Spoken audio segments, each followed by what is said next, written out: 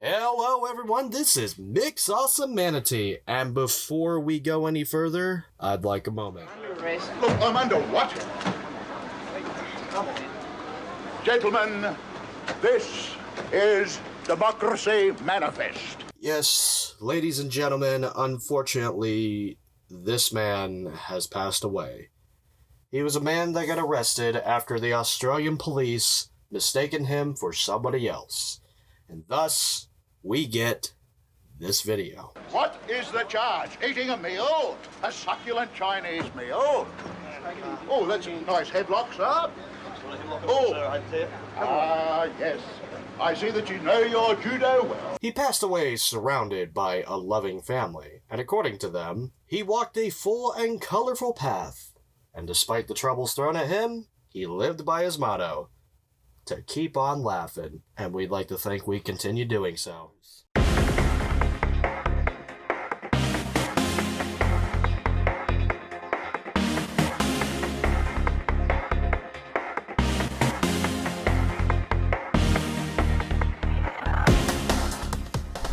Hello everyone, this is Mix Awesome Manatee on MXA News, and today we will be covering the course of the US election, the fart right showing their ass around the world, a new breakthrough of nuclear fusion, and great news for unions in California and Illinois here on MXA News. The DNC hosts Not Crash and Grinder as they hold this convention. The Harris campaign hasn't updated her website with policies to refer to.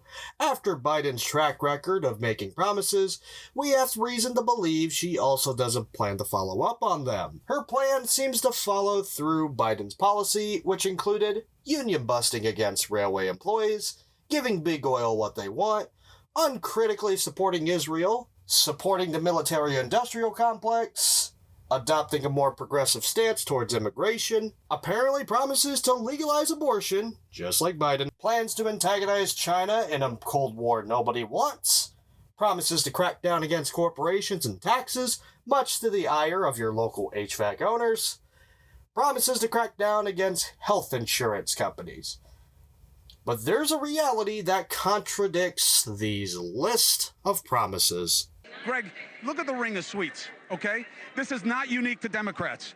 There is a game of money. When people talk about uniparty, we are strangled by the money reality in our politics. Those sweets start at 500 grand. You think there's like a teacher group up in there? You think it's like the Cub Scouts of Columbia County, South Carolina, that's up in those boxes? Some of them are lobbies and good things. The media boxes, you think they're free? Why do you think I'm on the floor? News Nation is not a broke company. Nexstar is a massive organization. We are corporate media. We don't have one of those boxes because that's the game. Let us not forget that every time the Green Party gains influence, the DNC sues to keep them off ballots, while also funneling money to far-right candidates. Liberals argue that it's strategic. Most people would ask, why are you funneling money to a bunch of neo-Nazis? The natural tendency of our elected institutions and political parties is to prioritize capitalism, even when it fails most people and starts relying on fascism to survive. Our institutions were built with preserving capitalism in mind, not to be accurate reflections of the public's will, especially when the public turns to socialism. Without building institutions that can resist this natural tendency, this country will comfortably slide into fascism. We can and we must put a stop to it. And speaking of racist buffoons, Trump didn't have a good reception at the National Association of Black Journalists, lashing out against the interviewer. He questions whether Kamala Harris is actually black, and his supporters encourage it in their own line of questioning. Just another rebranding of the Obama birther conspiracy. But Trump also got his feelings hurt when Kamala Harris labeled him for what he really is, a convicted felon. Special counsel Jack Smith has filed a superseding indictment against former President Trump in the federal election subversion case. In usual Republican double meaning, Trump and Vance try to distance themselves from Project 2025, but it's hard to distance yourself from something you co-authored. That's what J.D. Vance did for the foreword of Project 2025, a written proposal of the Republicans overturning the government and twisting it into their bastardized theocracy. Here's an excerpt of Vance's foreword. But to bring the garden back to health, it is not enough to undo the mistakes of the past. The garden needs not just to stop adding a terrible solution, though it does need that. It needs to be recultivated. The old conservative movement argued if you just got government out of the way, natural forces would resolve the problem. We are no longer in this situation and must take a different approach. As Kevin Roberts writes, it's fine to take a laissez-faire approach when you are in the safety of sunshine, but when the twilight descends and you hear the wolves, you gotta circle the wagon and load the muskets. Some Trumplicans argue that we're making it a bigger deal than it is. You don't mention weapons if you don't intend violence, as demonstrated by right-wingers. Trump's would-be assassin being a registered Republican, Charlottesville violence escalated by white nationalists, and Dylan Roof. Do I need to go on? Republicans, oh so concerned with election integrity, pleads guilty to election fraud in Arizona. Not just one, but 11 caught coming with false identification to verify themselves as Electoral College officials. This was consistent with Trump and Rudy Giuliani's plan to send electors to disrupt states where Biden had a victory.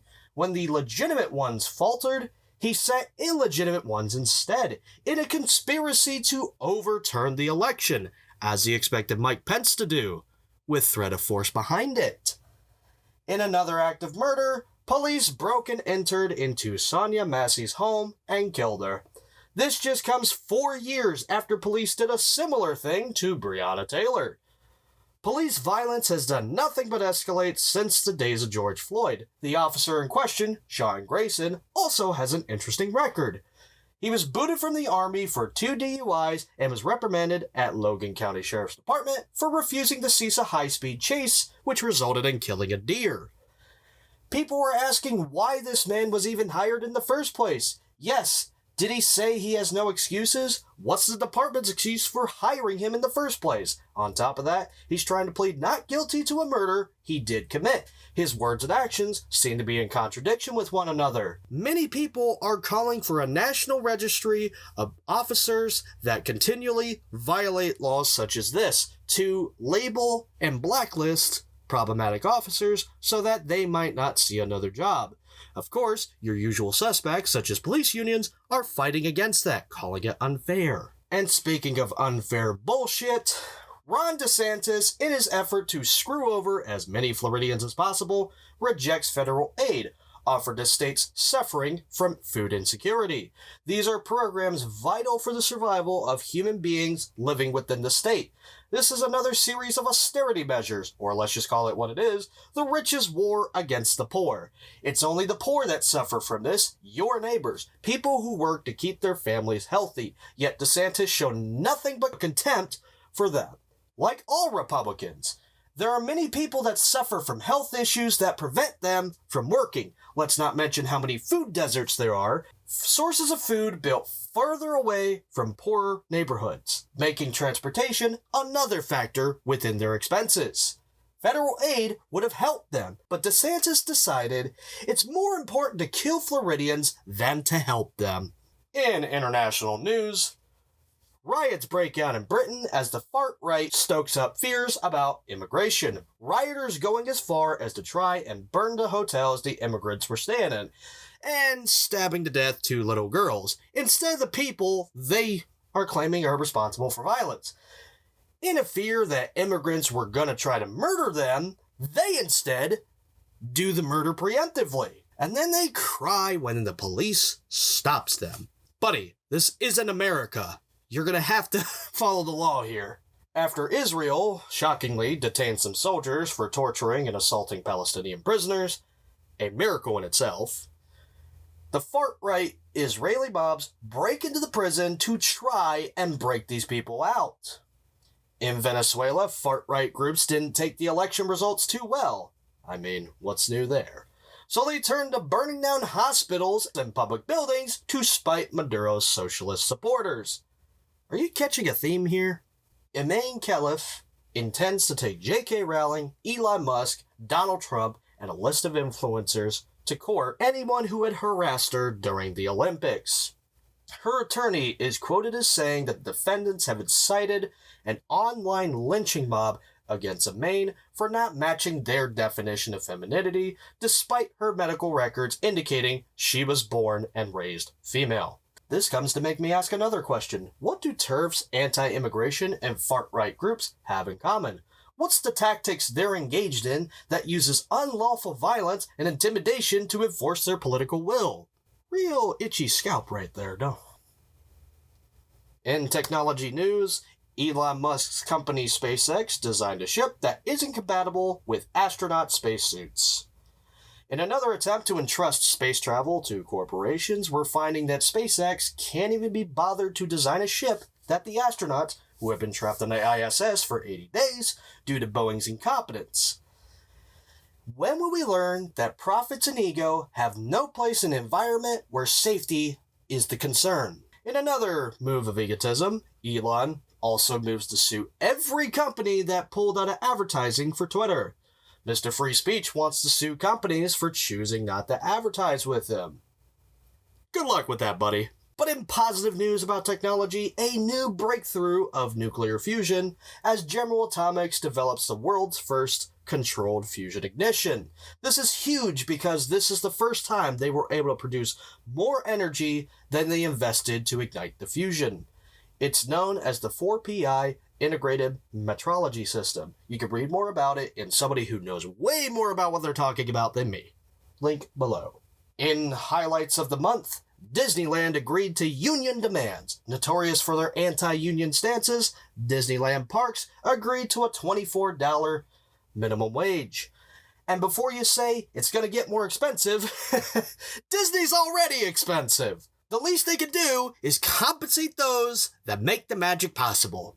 The state of Illinois bans companies from anti-union meetings. When a strike occurs, companies will often have meetings to discourage, or more accurately, intimidate workers from striking. When Starbucks approached the union in February, its track record, hundreds of illegal firings, crackdowns, store closures, and broken promises, had leaders at Starbucks Workers United naturally skeptical. They had just issued a statement on December 8th of 2023 saying they were ready to turn over a new leaf and that they were promising to bargain with all of the unionized stores and we'd have a contract by the end of 2024.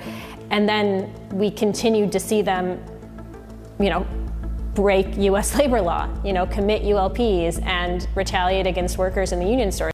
The state of Illinois takes a stand against this. For those thinking it's impossible to solidify workers' rights, smaller victories like this add to a larger one. The U.S. Department of Labor pays over $35 million in stolen wages to Pennsylvania healthcare workers. Many of the employees worked overtime, with the companies doing nothing to compensate them for the overtime. This is an illegal action that many companies hoped the employees were willing to let them get away with.